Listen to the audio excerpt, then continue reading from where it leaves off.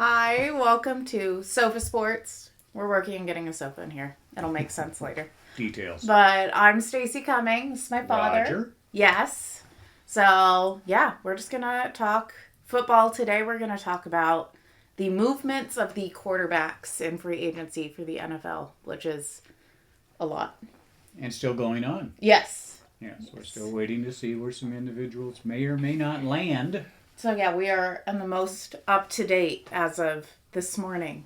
So, all right, first up, what do we got? Jimmy Garoppolo? Yes. Finally, he's not in San Francisco.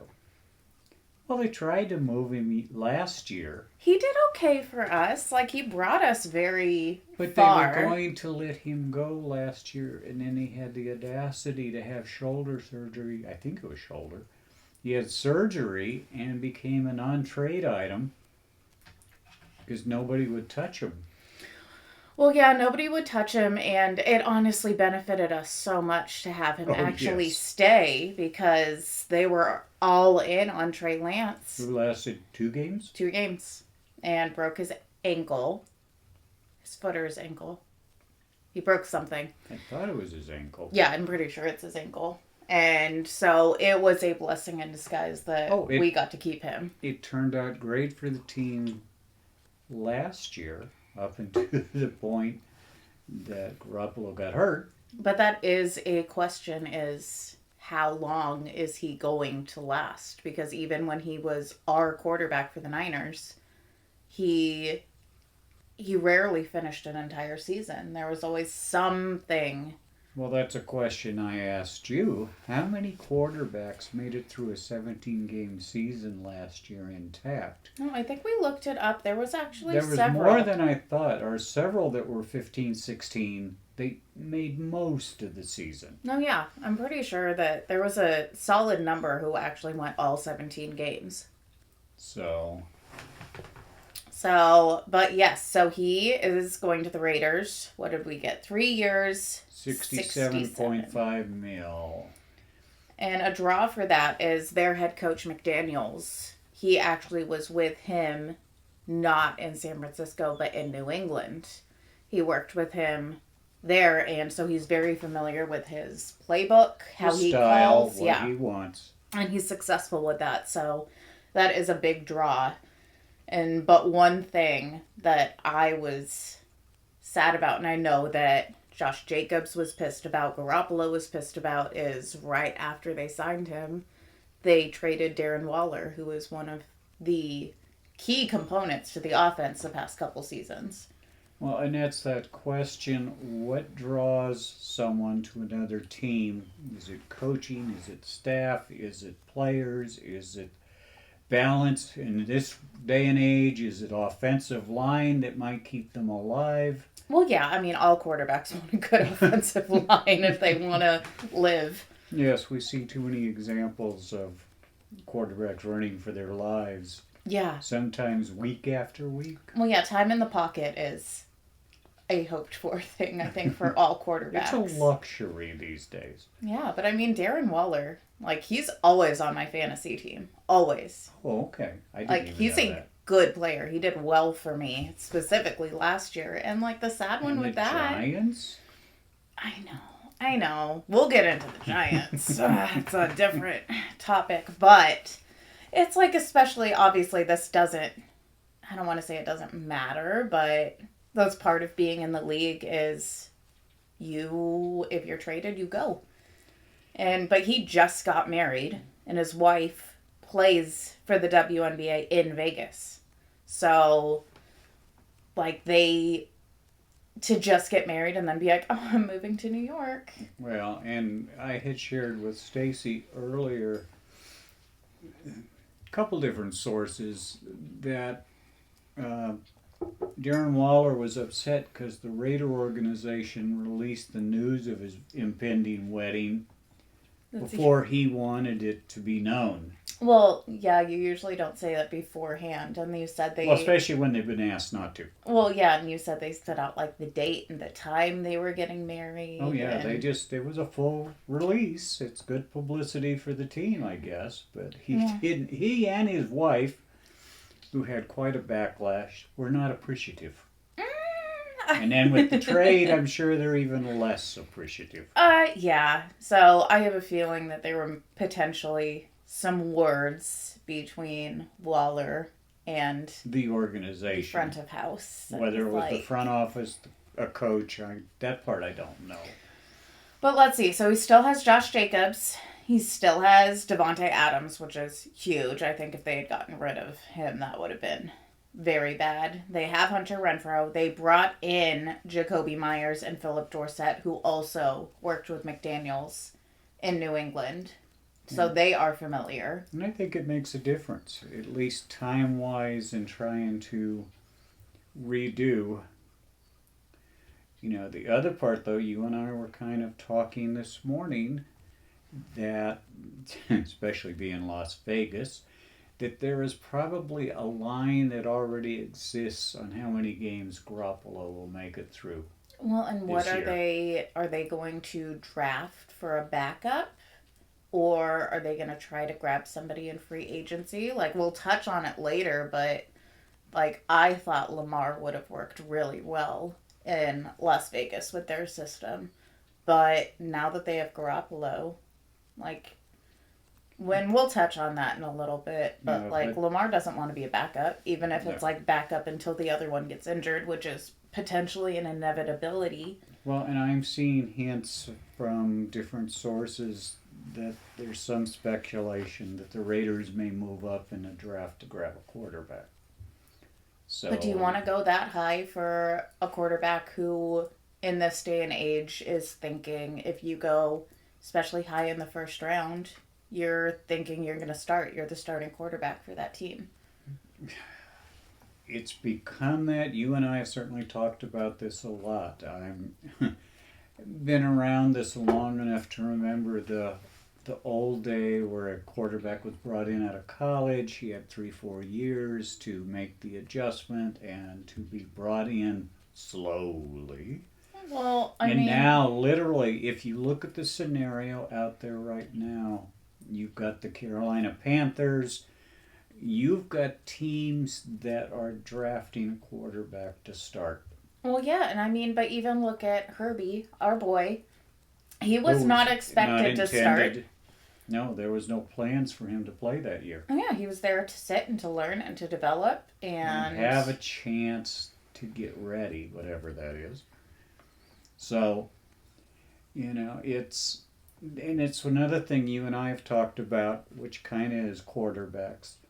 How much do you spend and what do you do about a second quarterback? And then you have the 49ers who went through 4 quarterbacks and ran out of quarterbacks.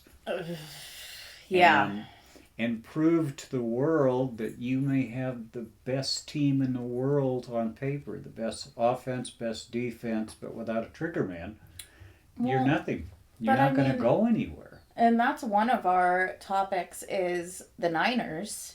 They brought in Sam Darnold, who will, I'm thinking, be third string. And they still gave him, what, 4.5 mil? When did they give him? It was $4 million something. Yeah, 4.5 mil for 1 year. And it's like then you have Brock Purdy, who's still on his rookie, and he's getting under 900K. And it's like that's potentially who I would like to be the starter for them. But the other part is apparently the San Francisco organization has been looking and did look at Sam Darnold when he was drafted and early on. There is something either in his style, in his ability, that they've been attracted. Good. Oh, there went that bird. Sorry. Well, this is Okay. casual and ad lib, so. Yeah, okay. But Anyways. anyway, my impression from what I'm seeing and reading is that they've actually been interested in him for a while. So it's not just a crapshoot and grabbing somebody out there. Yeah, but okay, let's jump into it. Niners quarterback situation. I think that it is going to be between Trey Lance and Brock Purdy. I personally, like obviously we are very large 49ers fans, so we have more of a stake in it personally, But I think that Brock Purdy deserves the job. He got us to the playoffs. And if it wasn't for that injury, I think that we could have really stood a chance against the Eagles. And even the Eagles were saying that. Well, I fully agree with you. But it's the conference, it's the league. I mean, here you have Mr. Irrelevant that's kind of a joke and an afterthought in a draft. Who's laughing now? A lot of teams that didn't make it past 49ers aren't laughing, but it was purely injury. The classic, of course, is Tom Brady was sitting on the bench. Oh, yeah, he was sixth an round. He was a sixth-round draft, Yeah. sitting on the bench, and the man in front of him got hurt. And he is never gave up. arguably the greatest, this era, greatest quarterback of all time. Yeah, if you qualify that. This era. I'm slightly prejudiced. We're a little prejudiced, if you can't tell. But, we had said it before. It's like Herbie. It's like if the injury, the missed shot in somebody's ribs hadn't happened, would he have ever even played that year? Would you have ever known what he was capable of? Well, and that is the reality of the league, and that's why so many players will play through injuries and pain, because there are 5 other people ready to take your spot. Always. And there's no guarantee you're getting your spot back. Well, and that's the reality of football. There's always somebody bigger, faster, and in this day and age with the salary cap, Cheaper. And sometimes part of the salary cap was to keep the bigger, more well-funded teams from buying championships. That's all it really was. Yeah. Because that existed. Especially when it was the NFL and the AFL. Yes. Like the AFL was... Well, the beginning AFL, I think it was... I'm a little rusty. I know it was the Buffalo Bills, the New England Patriots, Boston Patriots there back then. Boy, am I going back. And what is it? Houston Texans and the Chargers. Well, were all the money.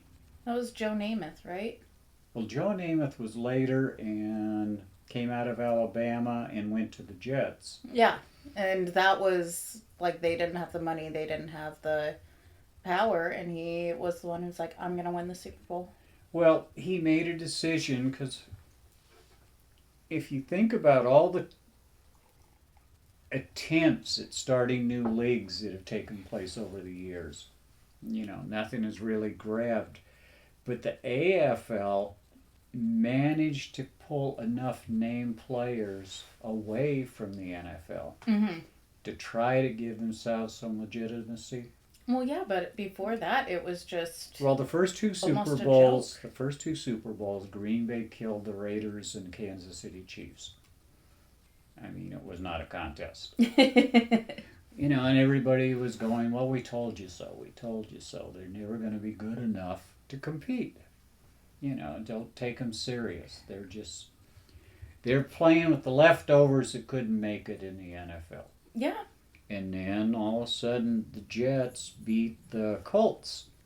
And of course Namath, his name to fame is that he guaranteed, with a bunch of microphones in his face, he guaranteed the Jets would win, and darned if they didn't go out and do it. Yeah, really. It's one thing to say it, it's another thing to be like... Yeah, but they did it. Yeah. I mean, it was a close game. I don't remember the score anymore, but I remember it shook up football and increased the ability of the AFL to bring in players. Yeah. To be actually in the competition and not just like, well, you're going to play. Yeah. So that was good. What's going to happen with Garoppolo, it's going to be a kind of wait and see. I mean, I do hope that he does well. I really, really do. I think he is a very gifted quarterback. It's just hard because, like I was telling you this morning, it's like a Tony Romo thing. There is no doubt in anybody's mind that Tony Romo was a incredibly gifted quarterback, but he kept getting hurt. He kept getting hurt every season. He wasn't finishing out seasons. And it's hard because, especially towards the end of the season, that's when you need your quarterback the most. Well, and we're not going there. It looks like at this point Miami's going to start Tua again. I'm worried about and that it's one. the same thing. How long is it going to take Tua to take a headshot and be down? Well, and that's not only like a worry for the team. That's terrifying for him as a person. Like, well, what do you do? Everything we know, Tua is a outstanding individual. You know, he's a good person. People love him. He's a great guy. He's a team player. But he's got some of the best experts and surgeons in the world that are telling him to walk away from the game while he still has his head intact. Well, I mean, you think about the cases of CTE that you're not finding out till Later. after the fact. But the true damage that kind of stuff, and these weren't just tiny concussions. No. These were the real thing.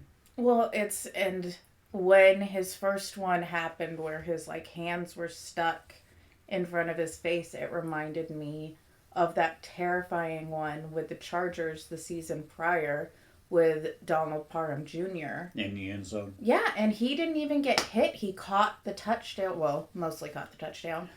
Landed and was stuck. It was so scary. It was terrifying.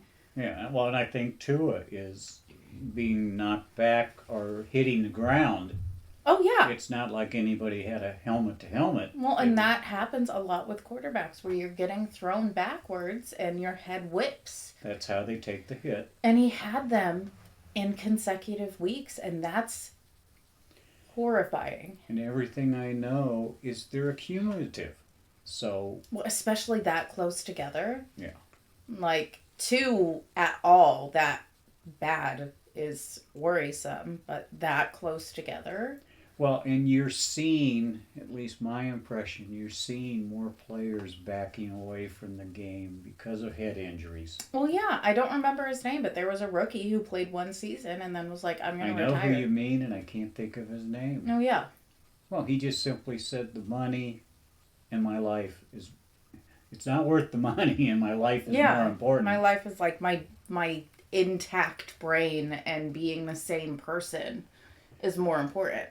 Well, and you and I have talked about it. This goes back some. I think it was Troy Aikman for Dallas. Oh, yeah. Had taken a hit. I'm sorry.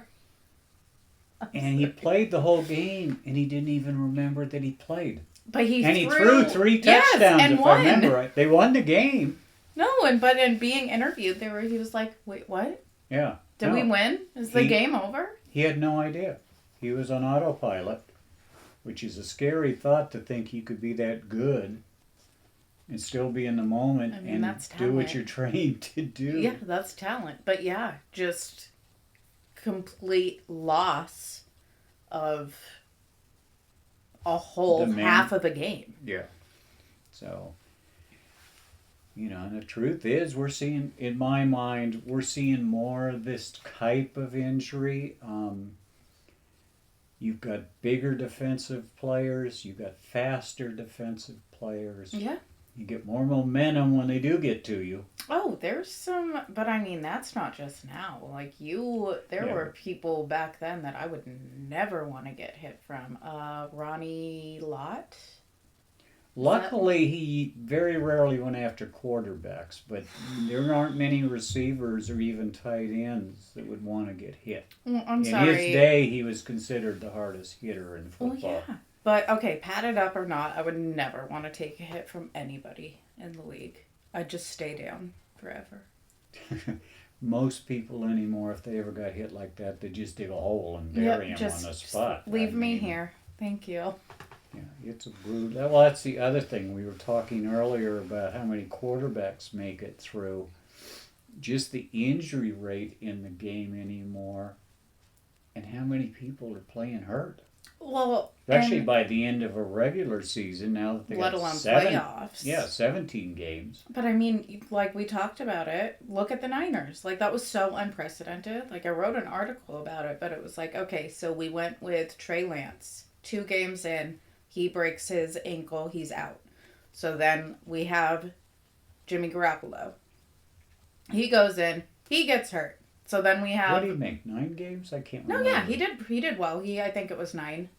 But then we had Brock Purdy, Mr. Irrelevant, where it was like, "Arr," but then he showed everybody out and brought us to the playoffs. But then, Well, to the championship yeah, game. into the NFC Championship. And not only did he tear his UCL in that game, but then you had Josh Johnson, who, I don't even remember his injury. I just know he got knocked out in the third quarter. Well, they're saying his was I think they're saying his was an ankle injury, but when we were watching it, it looked eerily similar to what had just happened to Brock Purdy because he got hit while he was throwing and his arm got yanked back.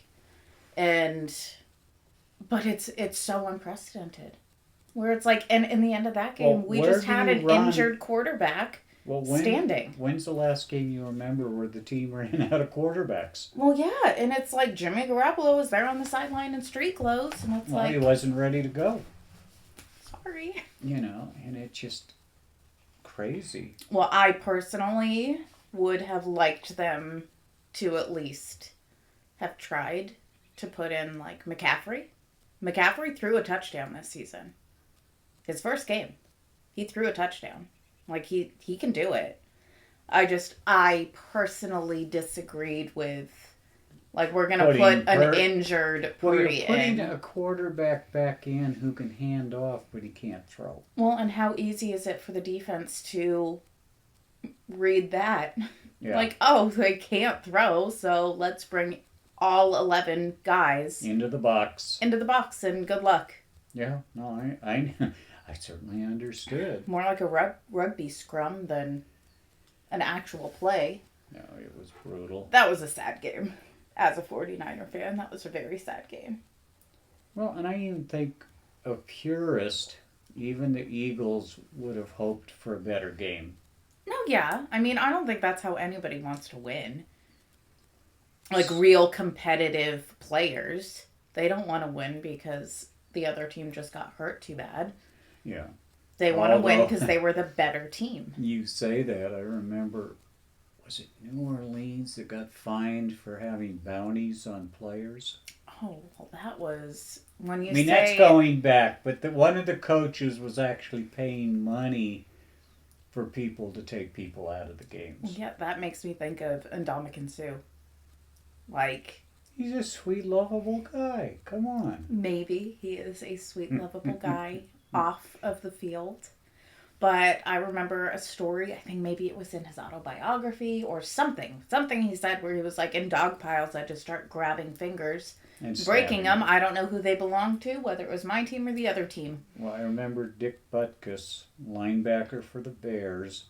He was talking about in dog piles, people getting bit. Fingers poked in faces and just unimaginable. Just, nobody can see me. Not kind. Well, yeah, nobody can see what I'm doing. No. And I saw it a few times this year where somebody had an injury and you'd see somebody twisting a foot or tweaking a leg or, just a little extracurricular activity. If you ain't cheating, you ain't trying. All right, who's next? Oh, our dear friend Derek Carr. I'm really happy for him. I think the Raiders, excuse my language, I think they shat all over him. Not sure where that relationship broke down. I mean, because he's been there on Rusty. I think he was 8 years, 9 years. I was going to say 7 or 8. Yeah, he's been a Raider his whole pro career. Yeah, and it worked. Like, from Oakland to Vegas, he was their guy, and he loved being a Raider. He even said before, like, He as would this was never happening, wear another uniform. he was like, I wanted to stay here for my entire career. I love Raider Nation. I love the fans. I love being part of this team. He loved his teammates. Well, and the teammates apparently respected him and loved him back. I mean, Yeah. he was a leader, and how many times did he bring the Raiders back? But you were saying, like, very good in regular season, a struggle in postseason. Postseason, whether you can legitimize it or not, there's that old cliche, they can't win the big game. They can't win the important game. We know about that as Yeah. Duck fans. Well, And how would you like to be fans. a Dallas fan Yeah. the last few years? No, that's rough. You know, you do what you need to do, and you take the conference, and No, but I mean, one and done most of the time. I think that he's got really good pieces of the puzzle in New Orleans, and they're kind of the same as Jimmy. He didn't spend a lot of time with their head coach, Dennis Allen, but he was with the Raiders when he was drafted. He was let go pretty soon So there's some after. familiarity. But he liked him. He was a key piece to why they brought him in. But so, and from what I've read about like interviews and what Derek Carr has said, is he's excited and he's been getting to know his new teammates and just he's eager to see what they can do with this. Because I feel like the Saints have always been, like, especially, obviously, Drew Brees, Sean Payton era, like, a force to be reckoned with. And not as much as they were trying to figure out that quarterback position, like, who was their true quarterback, because they've kind of been doing Once this. Breeze left, it was Like a 3-tier, no, you're not doing good today. Okay, you're up. you know, it's plug and play, and nobody really grabbed it. Yeah, there was no, like, real starting quarterback. It was just, like, who's going this week. But, so they've got Michael Thomas, Alvin Kamara, and Juwan Johnson. Go Ducks. No prejudice there. I will always be prejudiced to my Ducks. Yeah, there may be some duck reporting down the road. Some. I love my Ducks. Well, I've been here since '89 when we moved to Oregon. Yeah. So Wearing a Husky sweatshirt. we had a husky. It was a gift. It's a purple Husky sweatshirt. I cannot deny. Yes, They and I learned, had a hat to go with it. they learned really quick. You don't wear that in Eugene, Oregon. No, it got buried in the backyard, and it was gone. The things you don't know. Right. You know, just a little side note. I mean, I grew up watching the NFL. I grew up in the San Francisco Bay Area watching the 49ers with Y.A. Tittle. How far back does that go? Don't age yourself. Oh, okay. So, But I mean, you remember when the Raiders came to Oakland. I remember when they were a brand new team at Frank Yule Field. The Raiders, when they came to Oakland, were in an old high school football stadium down by the railroad tracks, down by the freeway. And they used to give away tickets to get people to go to the games. Please support us. I mean, and it was maybe their second year. I think they won one game. They were bad. You know, but they were the poor kids. They were one of the poor teams in the AFL. They were trying. They tried, but, you know, they had nothing going for them. And as I say, you could walk into stores and you got tickets? Here. They give you tickets. Please go. Please Yes. go. Take as many people, how many tickets you want. What if they did that now? Oh, and love it's that. funny how times change, and all of a sudden they started getting good, and the tickets went up, and then Well, tickets went eventually up, salaries those went faithful people that were there from the beginning couldn't afford to go anymore. up. Yeah.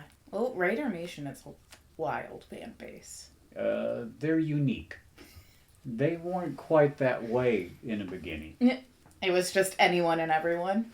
Well, let's just say that the entertainment value of the spectators wasn't what it is now.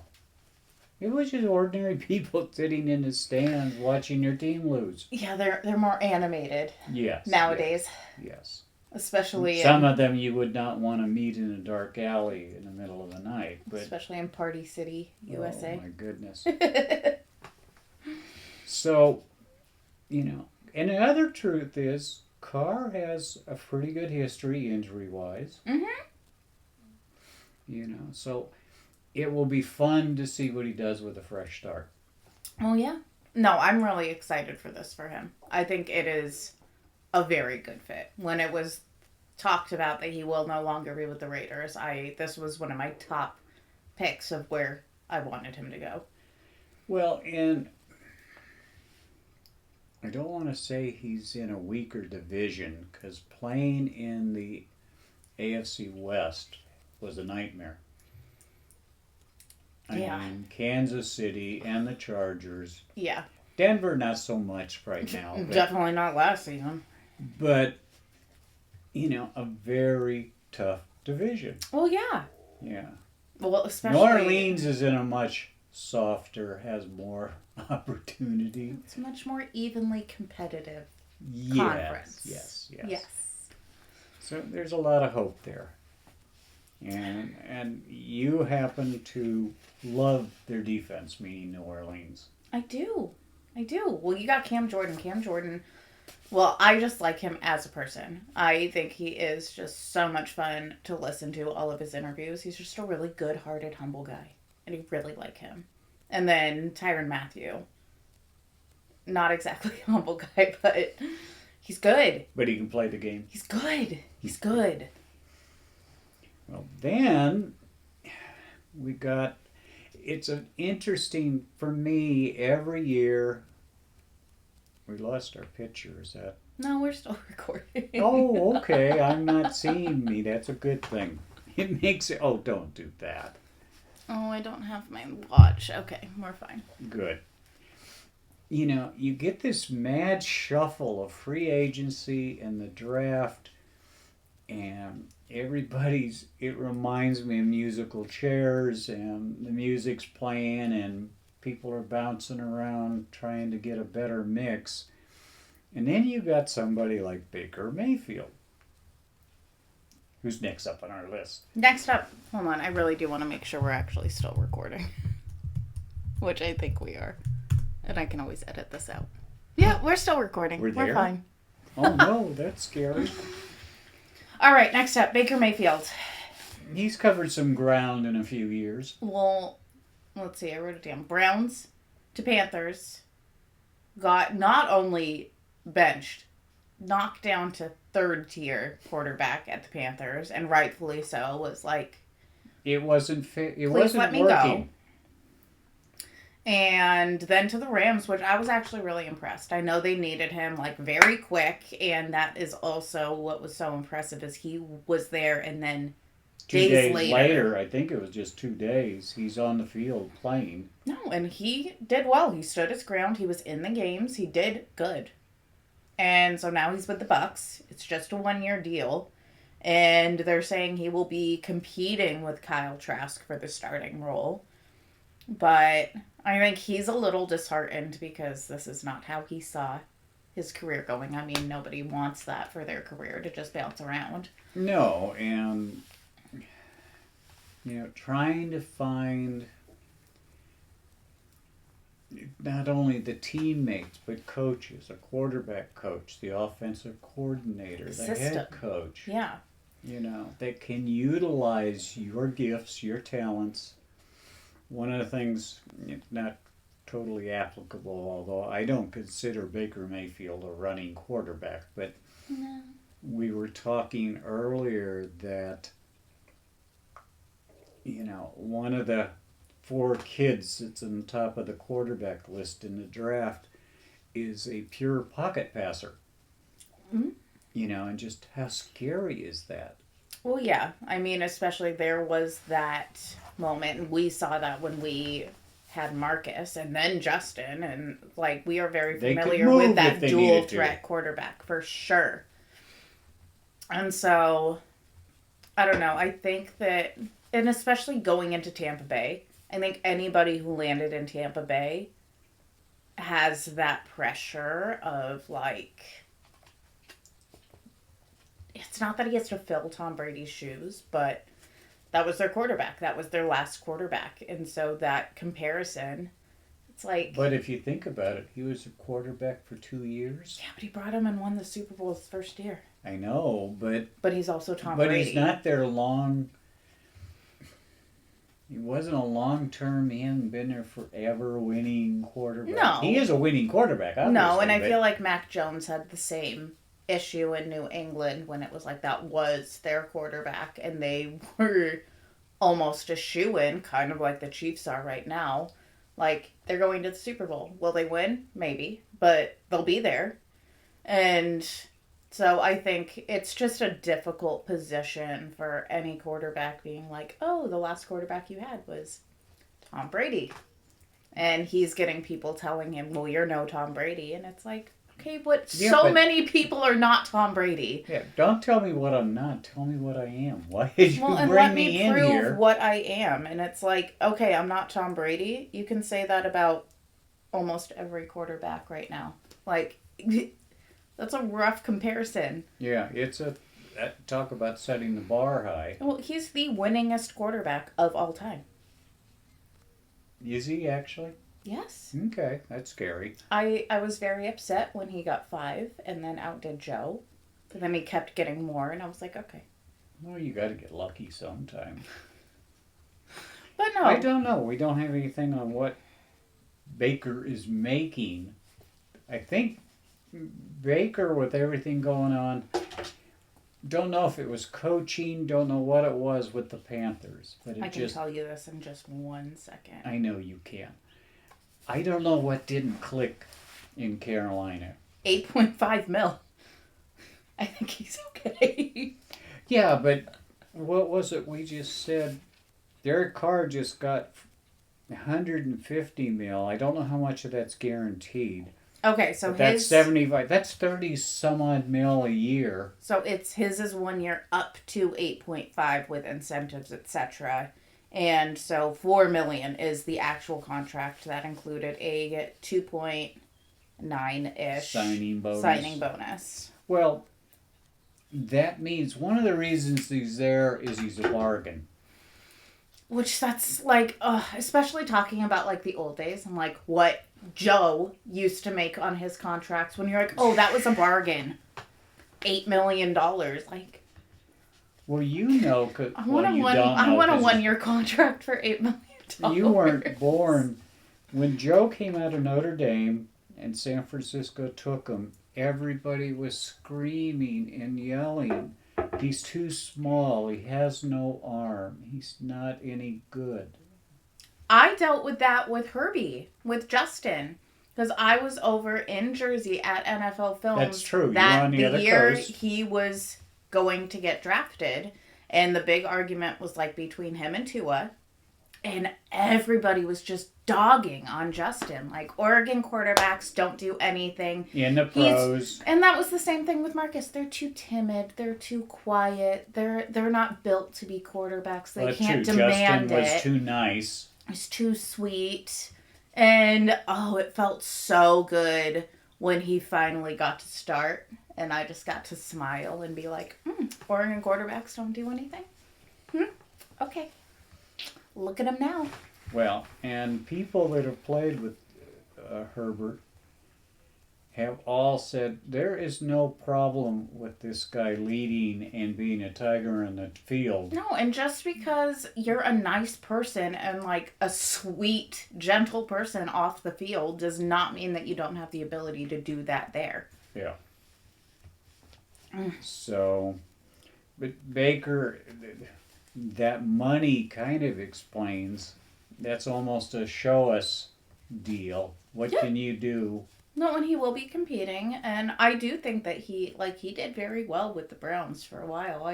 I think he was part of the Browns trying to turn around their. And that's another one of those. What luck. went sour?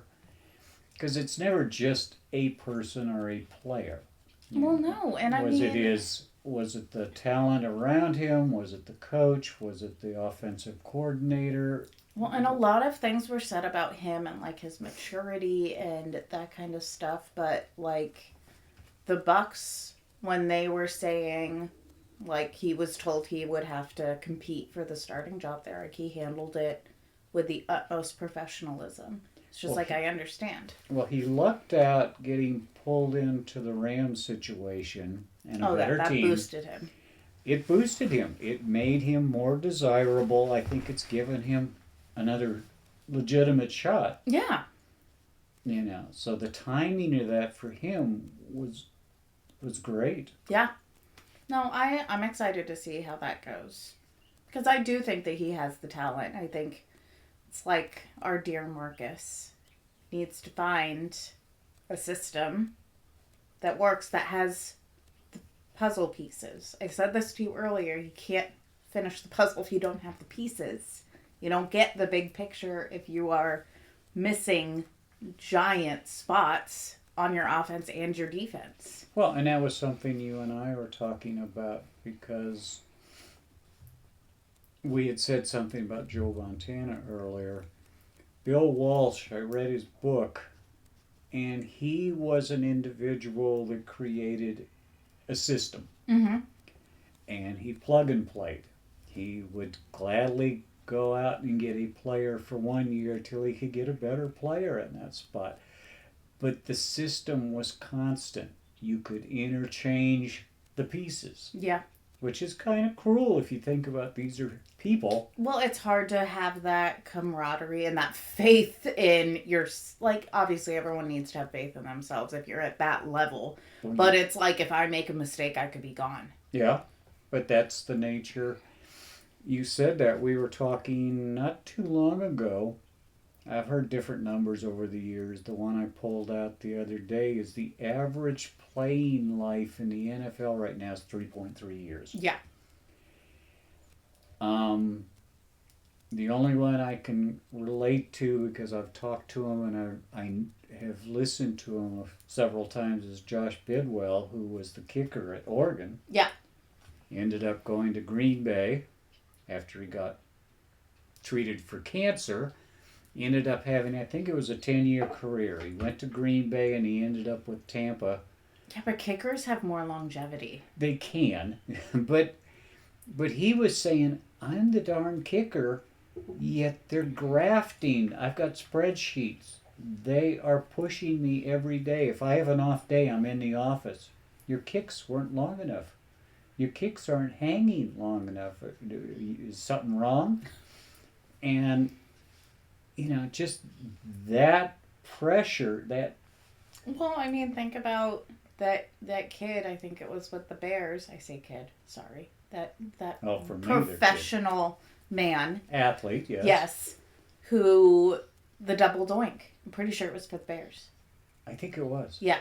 And it's just like, and I think he did it twice, maybe not the double, but it was just like... I think there was a 1 and a 2. Yes, but there was even, oh my gosh, I'm blanking right now, but in the playoffs, they missed extra points. They missed all the field goals, and it was like, oh, that man's not going to have a job.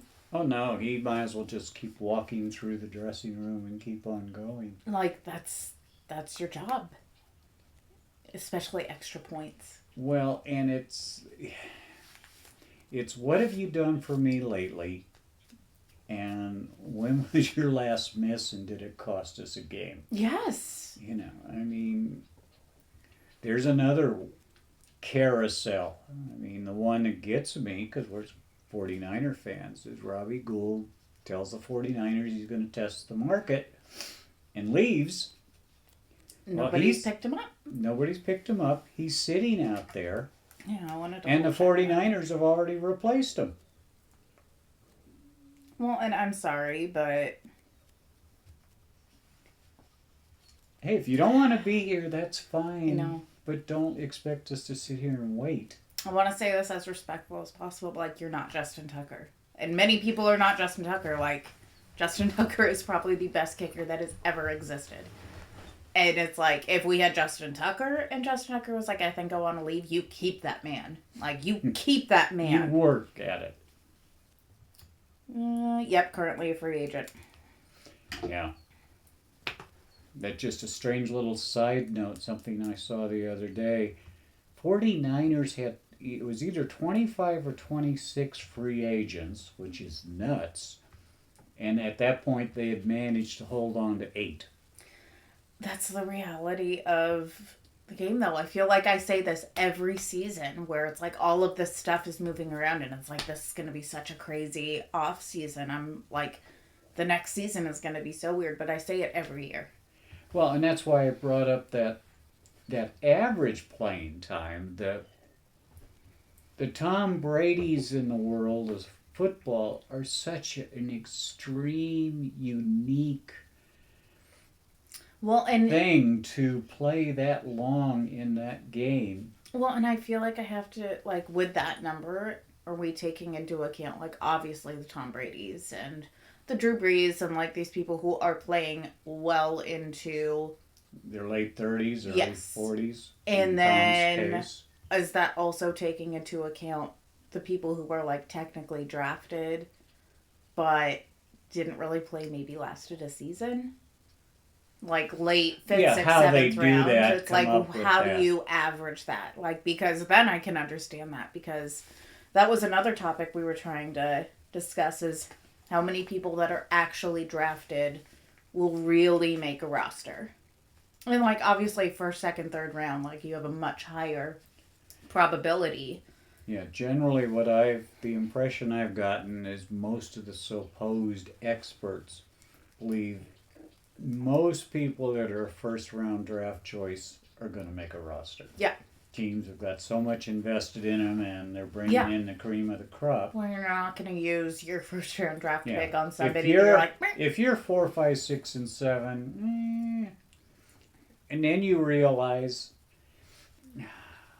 I think the draft gets more play than is real for what it really is. Well, it's hard because day 3. Well, and then the teams run out and sign all these other people after the draft. Well, yeah, and a lot more of those undrafted free agent actually have, it's my opinion, have more potential to actually make the roster, because it's like they're getting them for really cheap.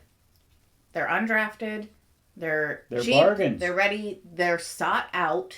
It's not like, oh, well, sure, whatever. I have this pick and this is the best of the bunch. Well, and what was it? I'm rounding out some numbers here. We did something the other day. We were talking about how many college players there are. Well, high school to college. And then college to pros. I think college was 10,000. Yeah. And you've got to analyze and evaluate. So you've got 32 teams that are making their wish list, of who they think can contribute or will benefit bringing in. Yeah. So you get a sleeper. Well, Brock Purdy literally, yes.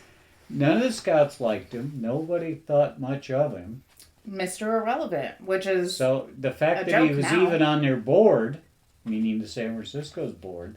Well, they were probably like, okay, we get the very last pick. No, let's throw a quarterback in Let's there. grab another quarterback. Why not? Not even thinking we're going to need him. No. Literally, our season will rely on this man. And then we were talking earlier, I know I'm bouncing around a little bit, bringing Darnold in. Everybody had their list of who the 49ers were going to bring in. I'm still waiting for them to bring in Tom Brady. Well, but the point that's funny, nobody had Darnold on their list. You were saying, and I read, that there was some message to Ben Roethlisberger about his gearing his interest. This came from Ben Roethlisberger. That he claimed, however you were saying. Roethlisberger. Him. I never said I was good. But he apparently on a talk show volunteered that the 49ers had approached him about playing last year. Oh, last year? Yeah. Oh, okay. I thought they were talking about this upcoming. Yeah. No. This was last year. This was when we were a We're- little desperate. We were a little short. Oh, little. Although I don't think Brock Purdy's that short. But Do you think that my hopes of Tom Brady being a 49er for one season are you know, high chances? Low chances. I wouldn't totally flush the idea. I would die. I would be so happy. Well, think about it. The 49ers That's his team. basically have two quarterbacks coming back, Injured. both wounded, Mm-hmm. and you have no idea if they're going to be able to come back to where they were. You know, what do you? Well, especially what have that you got? UCL tear. I tried to research it, and most of them, like that full tear of his UCL, they're mostly seen in pitchers. Yes, it's Like ones it's that have to it's be more a surgically baseball repaired. injury. Yeah. But yeah, I just, doesn't have to be for long. I just want Tom to come for 1 year and take us to the Super Bowl. It And would win. be a great marketing for the 49ers. Well, that was his childhood team. He grew up watching Joe. Yes. That's his team. He loves the Niners. So, I'm not sure. I don't think the 49ers are done I would with their quarterbacks. I would die. I would. Oh, I would. You just, would like that? I would just scream and run around and scream. You'd be the first one on the block with a Tom Brady 49er jersey. Yeah. Yeah. So, just to kind of close it down, Baker Mayfield to me is a big question mark. Yeah. No, and I think he's in a better situation coaching wise, head coach wise, well, no, the team Bucks than he was in the Panthers. The Bucks also have a very strong offense. A very strong offense. So the tools are there. Yeah. So No, I think that if he does get the starting job, he will have the pieces and the players that will help support him and help make him look very good. So there's a point. I have to see if I can find it on my phone now. Daniel Jones. I'm shocked at How the in money. the world? Hold this a sec. How in the world did he get $160 million out of them? I don't know how much of that's guaranteed. There's something I want to try to find. No, so it's 160 mil. I don't know how much is guaranteed, but it included a $36 million signing bonus. Makes no sense. Which at it's all like- to me. All of his players, when they were asked, like, are you really, like, happy about your quarterback? They're like, that's our guy. They all stood behind him, which is very nice. But it is also, like, that's a lot of money. And I personally wouldn't put him in the top 5 quarterback group of active quarterbacks right now. Okay, here's something that I saw the other day that caught my eye. We were talking about the value of a quarterback. Yes. You know, the Bears, basically the Panthers, to get a quarterback, moved to number 1. They're giving the Bears their number 9 overall pick, wide receiver DJ Moore, their number 72 overall, as well as their 2024 first and their 2025 second round picks to choose a quarterback who's going to be an unknown. I hope that works out for them, because They just paid, well, I hate to say it, look what San Francisco did to get Trey Lance. Well, and then you look at what... Because what? They moved up to number 3, and that pick still blew everybody out of the water. Well, and look at what the Broncos gave up to get Russell Wilson. And now... Is it 242 mil? Some insane amount of money. But now they don't have very many... They don't Well, have did you money, say and they you- don't have draft picks. Well, you said they were on the bottom of the, what do you call it? The money. They didn't, Oh, they don't have salary cap. They have have almost none. no cap space. Yeah. Almost none. And they have very few picks in the draft. So it's like, yeah, you brought in Sean Payton, and that is really, really, really great. But like you and I were talking, what does he have to work with? no, you can't. Like, you need to bring in people or build around Russell Wilson if you expect him to excel and to be the Russell Wilson that everybody remembers. Like, to say he had a bad season is an understatement. That was a rough moment for him. So, what's going on with the Giants? I have no idea what they were thinking, but they definitely want to keep him for a while. Yeah, I mean, and good on them, I guess. I don't get it, but Yeah, no, it just, they're paying him top dollar, yeah, but he certainly has not performed as a top tier quarterback. no. He may have had glimpses. But his teammates and his team, like, they all stand behind him, and they think that he is the guy for the job, and so, and that I think is important, that your team stands behind you and that your teammates believe in you. Well, they have to. You and I have talked, not that it's relevant here, I've done some coaching, and there is such a fine line between confidence and conceit. And You need the confidence. you have to require know. it. You don't think you know. Yeah, you can't be like, can he do it? But you I don't know, have let's to run see." around telling everybody about it all the time. No, it's unattractive. I think so. But Well, and you talk about that, like, the one that I think about is Antonio Brown. He could have been a Hall of Fame receiver. He is so good. But his cockiness and his ego and his... gets in the way. It's just like, nobody wants to work with that. Well, no, and they shouldn't have to. No, obviously matched with his, like, off the field antics and everything, but it's like, show me that you're good. You don't have to tell me that you're good. Show me that you're good. Well, you know, one of the things that irks me, and I'll get in trouble saying this, I grew up in a time where when you scored a touchdown, you ran over and gave the ball to the referee and Act like back. you've been here before. Yeah, act like this is not new. I do this all the time. Well, and I do get, like, the excitement and everything where it's like, ha! Yes, especially in situations where it's like, oh my gosh, we needed this touchdown. Like, Yeah, but they you are don't humans. need a Broadway play in the end zone. I'm sorry. It's irritating to no end. But that's me. I'm allowed an opinion, I suppose. You are. You always are. So, Justin Herbert. So, obviously, big Justin Herbert fans in this room right now. Yeah, we've seen him live several times. We got him. We Where is watched it? his career. Right here. Is that Justin? Yeah, that's There's Herbie's. Justin.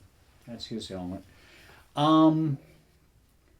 You know, the adventure of kind of rotating coaching, and what a lot of people don't understand, he's got a new offensive coordinator and a new quarterbacks coach, both of Dallas. Yes, so they have worked together with Dak, which is also a good quarterback. So I think it's nice that they have that experience and chemistry together that they can bring together. But, yeah, so Staley's staying, which is good. Because... Even though there's a few people that don't know That if disagree they're with happy it. with him or not, but... Well, and I've said this for the past couple seasons. I think the Chargers' biggest, like, minus the injuries they dealt with last season, that was really rough. But it's their defense. Like, just bulking up their defense a little bit. To stop somebody. Yes, could make the difference in actually winning games and not just being really close. The other piece of that, though, and it doesn't get a lot of press, is with a new offensive coordinator, you have a new scheme. Well, yeah. You have different new plays. And then the other part of that is you get to learn a whole new language.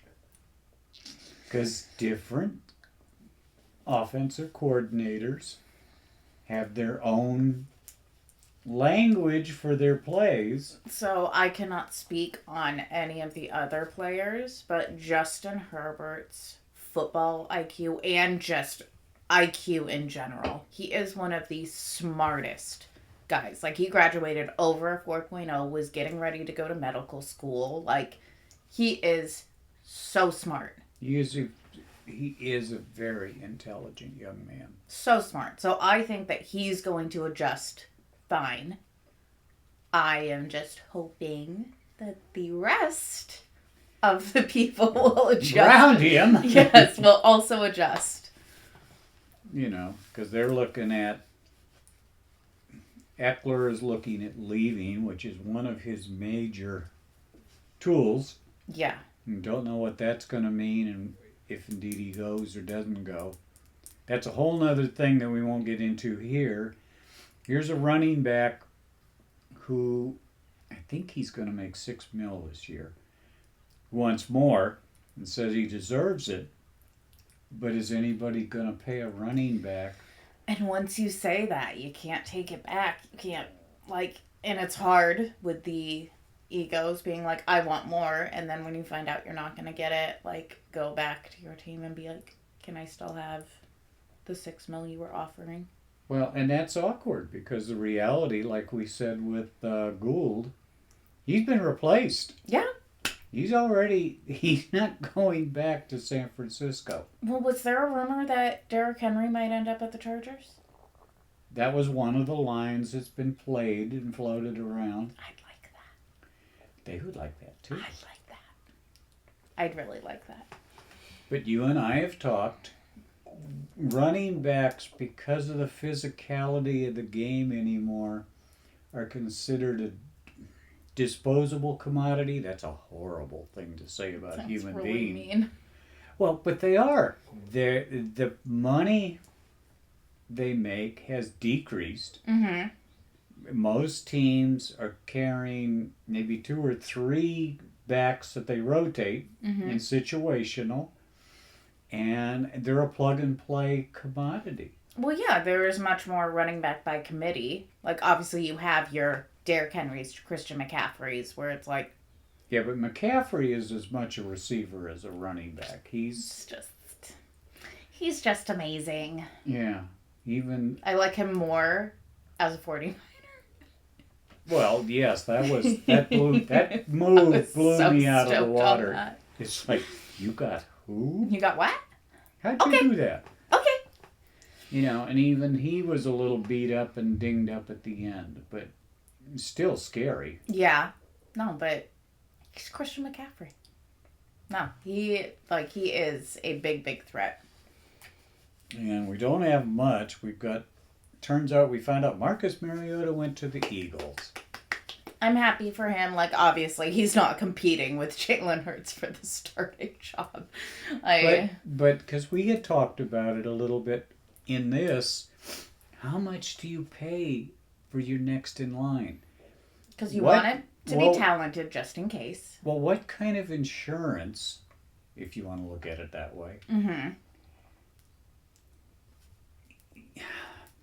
is it more likely in the course of a season your quarterback may get hurt?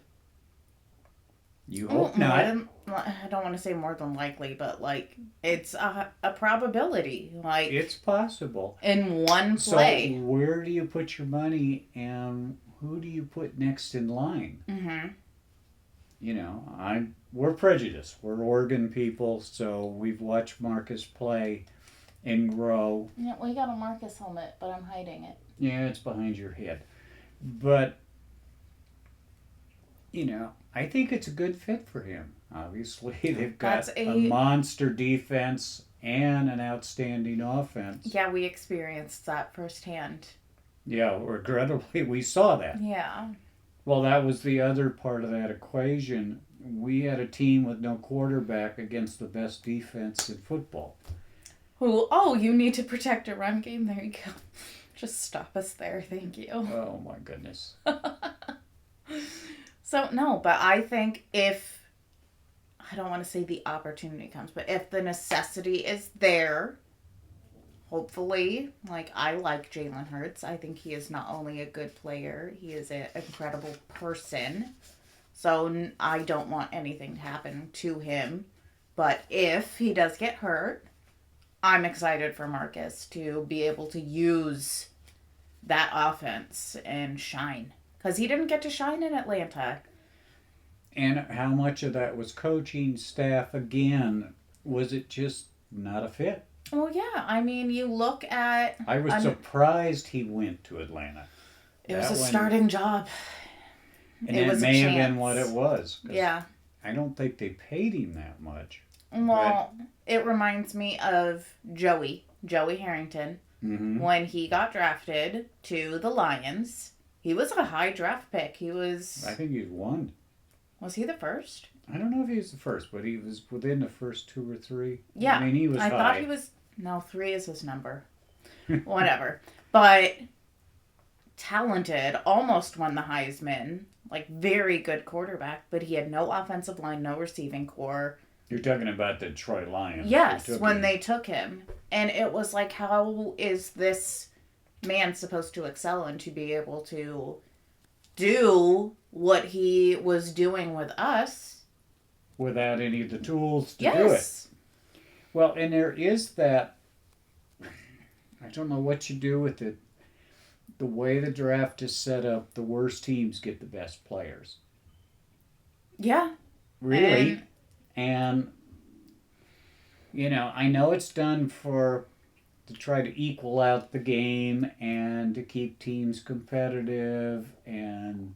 Yeah, but then you get the teams that are like, oh, well, we're so close, let's just keep losing so we can get the first draft pick.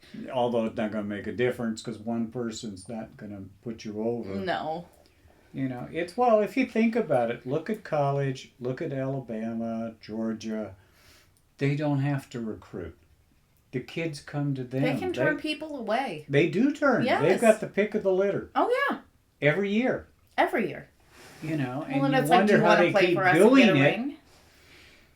You know, you and I have talked about, I remember Chip Kelly when he was the coach here at Oregon, hearing him speak, talking about, for him, they don't play any difference. They don't give any weight to the stars that are on the kids. They're looking for a good kid that wants an education, is committed and play ball. Yes, and has fits. Some talent. Well, and fits. You know, a lot of people, if you followed it at all, Chip Kelly was building a team of speed. Yeah. He sped up the game. He had speed. He didn't have size, but he had speed. He gave us our Heisman winner. And he took us to the national championship. Yeah. Nobody knew what to do with it because no huddle, fast. Yep, go. And he had some of the fastest players. I'm thinking of DeAnthony Thomas for some reason comes to mind. But he was quick. You know, he had what he wanted to design. Yeah. That's why it's interesting with Cristobal when he came in, and even the coach now. They're building a power team. They're going for size and. Well, we also have more 4-star and 5-star recruits than we've ever been able to get. Well, we never had them. Yeah. There was a time if we got a 2-star, people were jumping up and down. But no, I mean, we are getting people, we're getting the recognition that in turn draws these top tier recruits that are like, I do want to play for you. Well, and we're also bringing in kids from different parts of the country that we never were able to touch before. Yeah. So, Lamar Jackson, I don't know where we are for time. I don't know. We'll be fine. Should we keep going, or do you want to? Do you want to touch on? No, let's do it.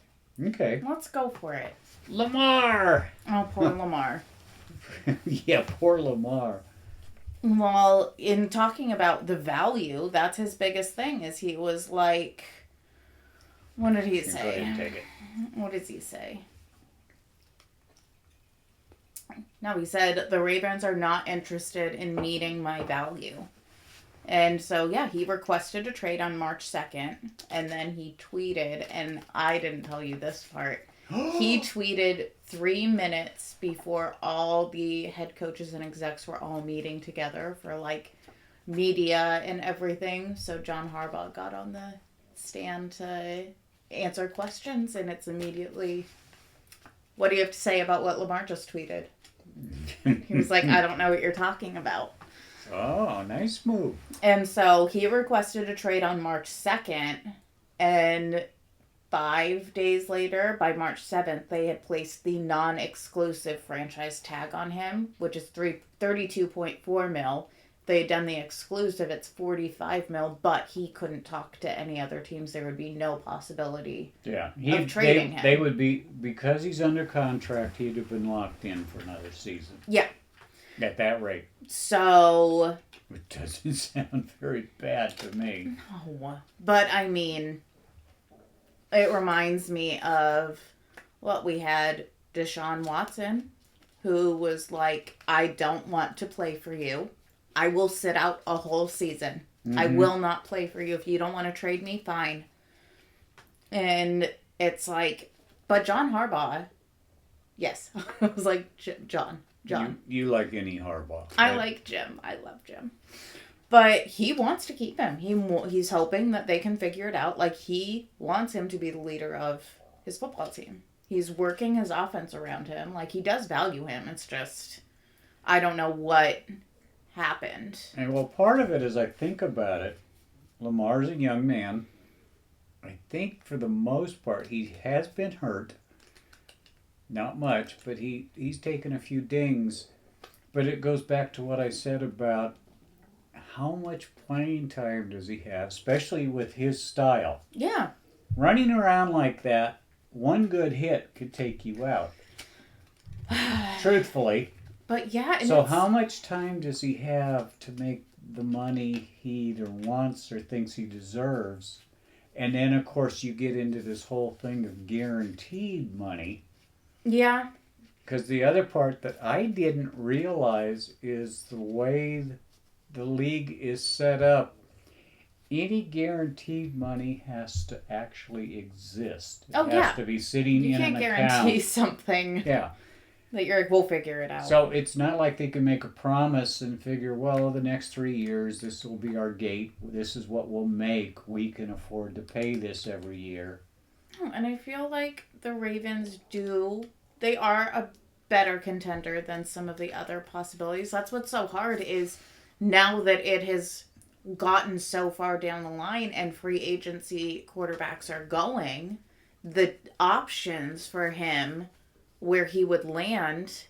It's very limited anyway because of what he's looking for. Well, yeah, but it's like, okay, so what? We're thinking about the Colts?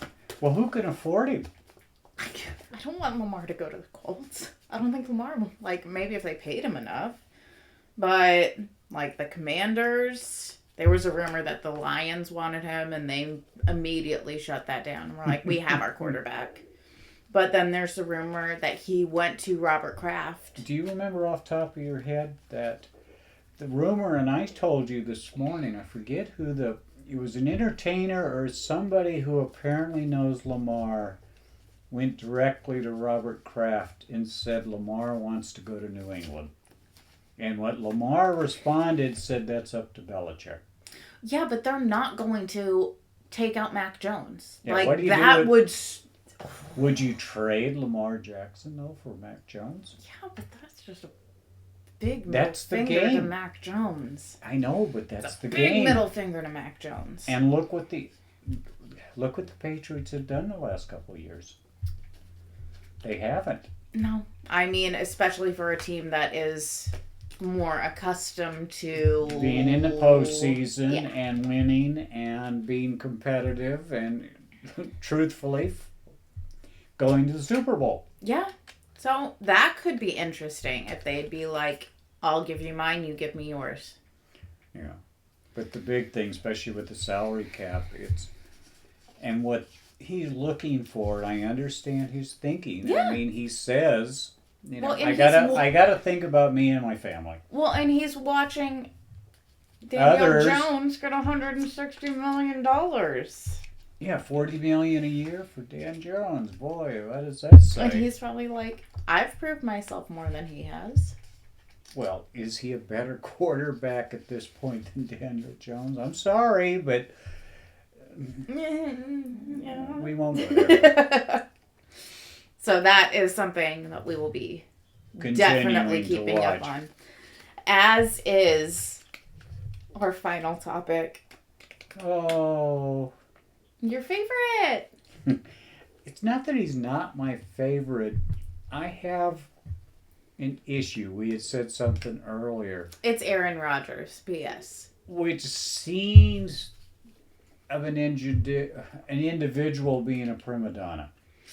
When you start dictating terms to other teams on the players you want and all the conditions you have to meet for them to come. Well, it's that confidence, cockiness, and if you want me to play for your team, You're going to do it it's my like, way. do you not want to play for our team? Like, do you not want to play? And so, but from this past couple days, the Packers GM, I'm going to butcher his last name.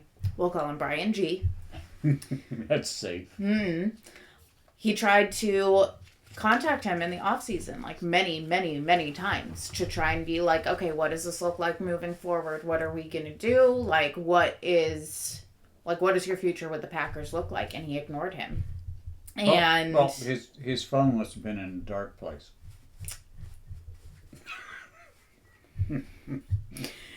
because Aaron Rodgers even said, like, he was leaning. He said he was like 90%. He was 90% retired, 10% willing to play before he went into his darkness retreat.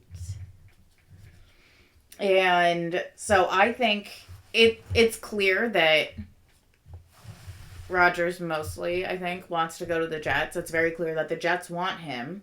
But I think the Jets might have been too, like, eager with it because now the Packers hold all the cards.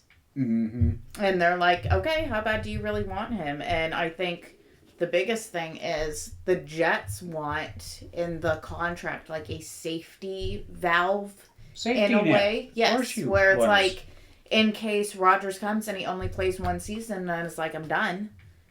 But they just gave up all of this for one season. Yeah. They want it to be like, if he only plays for one season, we get something back. Well, but you're not going to get a lot of seasons out of him. I mean, he is in the twilight of his career. Boy, I'll get trouble saying that.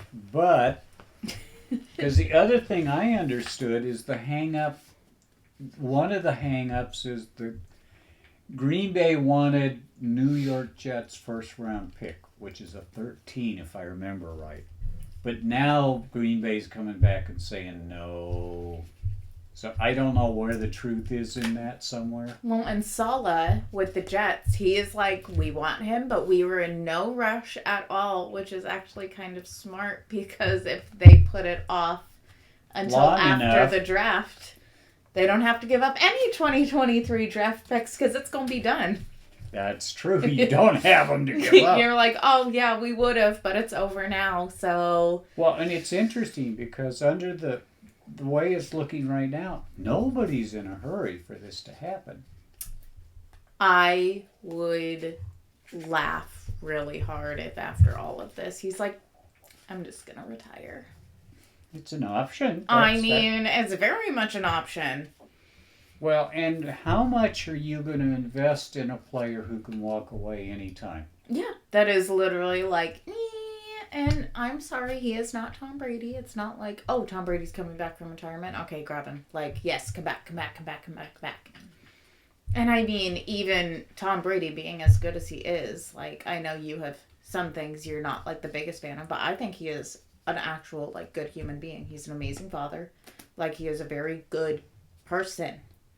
And it's I'm like... hearing good things. Yes. Things I never heard before. Yes. So, the truth is, and to agree with you, Tom Brady would be an upgrade over most of the quarterbacks playing. Come to San Francisco. Please. Boy, would that be interesting. But yeah, I mean, so this is going to be, I think, a long, drawn out process with Aaron Rodgers. I feel like by the time it happens, it's going to be like, okay, Aaron Rodgers is a Jet, and it's going to be like, yeah, I still don't believe you. Like, by the time it actually is inked on the contract, it's going to be like, oh, yeah, that was kind of old news now. Yeah, nobody cares. Like, yeah, we've been talking about this for 2 months.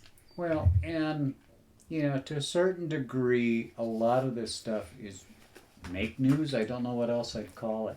Just because it's kind of a dead time for football. Well, yeah, and it was And when the draft is still, what, a month away? Yeah, and when it first came out, it was like, oh my gosh, okay, this is where he's going. And then I was like, okay, this is where we think he's going. Well, and how many times have you seen a headline or a bar or something, Rodgers going to the Jets. It's done.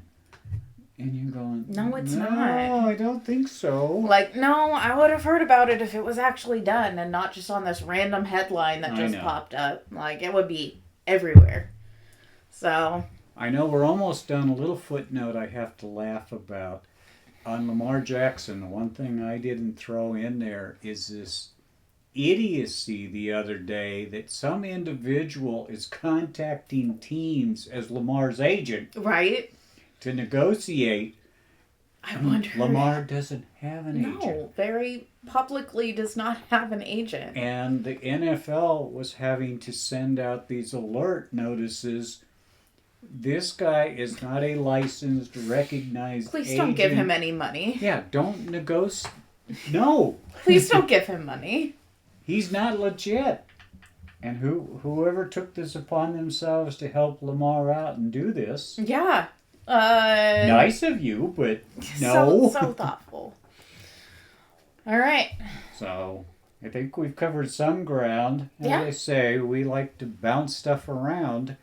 Our next get-together is probably going to be about the draft. That's probably appropriate. Oh, yeah. It's closer. We'll figure out something so we have, like, actual stuff to talk about, not the same of the Well, same. there's never a shortage. No, And not with us. No. And we've only been doing this for how many years? I don't want to age myself either. Ooh. All right. So, Okay. thank you and take care. Till next time.